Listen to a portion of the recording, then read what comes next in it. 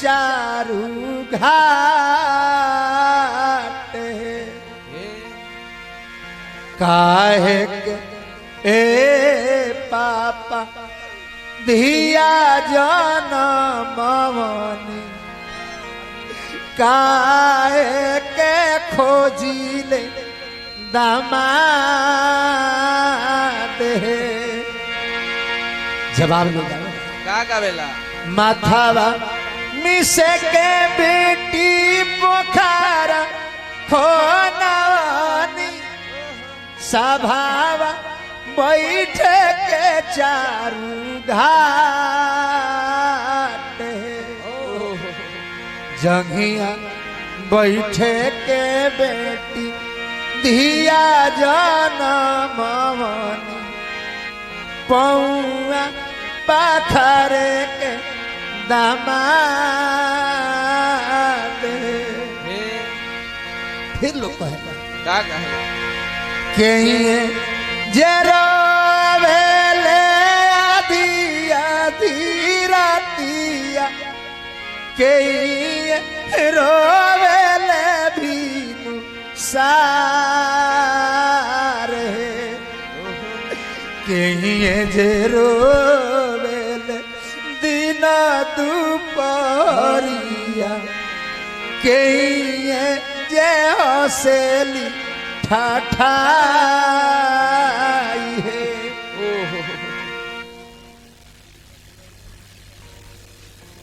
हमरा ससुरंजन बाबा के माता जी हमरा के आशीर्वाद दिले बानी माता जी के हम बार बार प्रणाम करब बेटा पतो से सुख मिले भगवान से प्रार्थना आमा जे रोवे लिया धिया धीरातिया बाबूजी रोइले भीनु सारे भैया जे रोवेले दिन दुपहरिया बऊजी जे हसेली ठाठाई ऐसा ऐसा बात लोग कह देला ई महाराज जकरा पत्थर के करेजा होला उहो रो पड़ेला धन बानी कोठावा ऊपरवा पापा ओ मोरावा आ बोलुए ए मोरावा बोलिया सोहावन लगुए मोरावा बोलिया सोहावन लगुए जागले रही हे पापा जागले रही हो आजू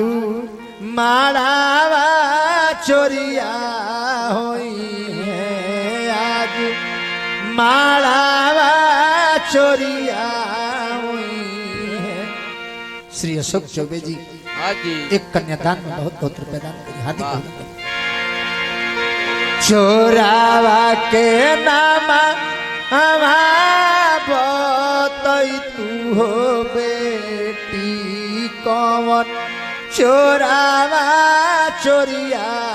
करी है कौन चोरावा चोरिया करी है चोरावा के नाम रामचंद्र दुल्हा है चोरावा चोरिया करी है चोरावा चोरिया करी है सब संपत्तिया पापा हो बाची गई है सीता बेटी चोरिया गई है सीता बेटी चोरिया गई है। ऐसा ऐसा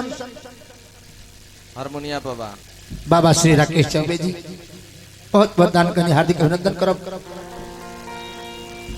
और बाबा श्री राजेश चौबे जी पुरस्कार देने हार्दिक अभिनंदन करब। एक कन्यादान में वाह ऐसा ऐसा शब्द के प्रयोग होला बाबा, हाँ जी ये कन्यादान के गीत सुन के बर्दाश्त ना हुई ना लोग गीत गावेला। का गावेला कौन गारा नवा पापा हो साझी बेरियाला आगेला, कौन गारा नवा भीनु सार, कौन गारा नवा पापा है रौरा ऊपरा अलागेला, कब होई है उगो रीना तोहार।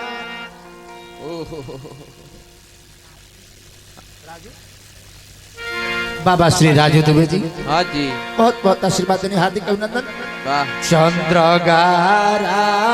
नवा बेटी हो साझी बेरिया लागेला, सूरज गारा नवा भीनु सार, बेटी गारा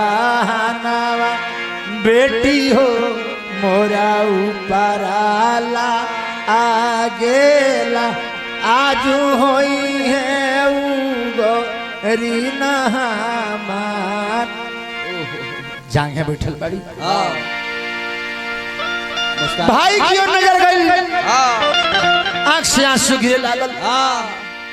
बाबा जांघे बैठली बेटी भैया मुखवा हेरेली, बाबा जाने बैठली बेटी भैया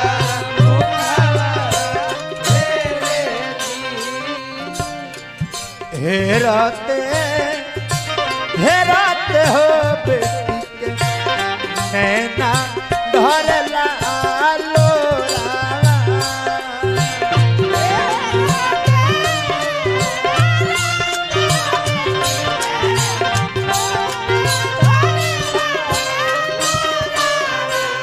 राजा जनक जी बेटी सीता के आंख में आंसू देखनी,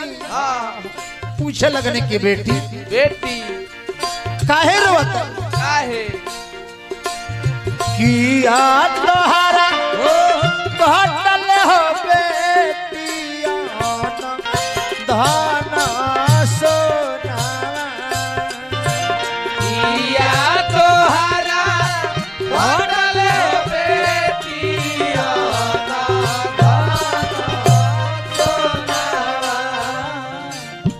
किया तोहरा घटल ये बेटी हंस राज घोड़ा, किया तोहरा घटल हो बेटी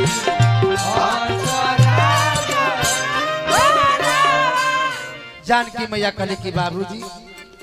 बाबूजी बाबूजी नहीं हमारा घटल हो पापा अन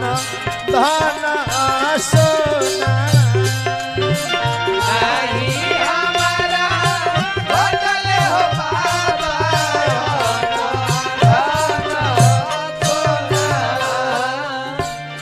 नहीं हमारा घटल ये पापा हंस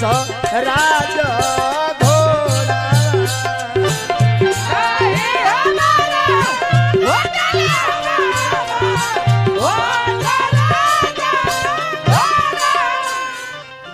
जनक जी पूछने किताब काहे रोता, काहे कौन गलती कैले बानी, कौन कमी कैले बानी हम। कौन कमिला बेटी जानकी जी कहले कि बाबूजी हमरा ऐसा चीज घटल बा ऐसा जे दुनिया में कोनो बाप अपना बेटी के नहीं दे सकता। ना ना ना कहले कि बेटी बेटी हम राजा हैं का नहीं दे सकता। हाँ